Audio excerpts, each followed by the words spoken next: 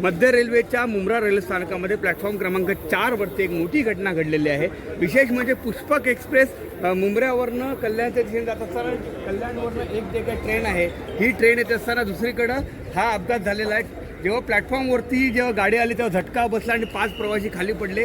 एकूण 10 प्रवासी या ट्रेनमध्ये होते। आपण जे लटकत होते त्यापैकी 5 जण पडलेले आहेत। 5 जणांना आपण बघू शकतो की ह्या ट्रॅकमध्ये पडले होते। त्यानंतर 5 जणांना ठाण्यातल्या छत्रपती शिवाजी महाराज रुग्णालयात दाखल करण्यात आलेला आहे। हा जो काही रेल्वे स्थानक आहे नेहमीच या ठिकाणी खूप मोठ्या प्रमाणावरती गर्दी असते। दिवा येथून जे काही लोक चढतात किंवा मग दिवा येथून जे काही प्रवासी प्रवास करतात त्यांना नेहमीच पडण्याच्या घटना आपल्याला दिसत असतात।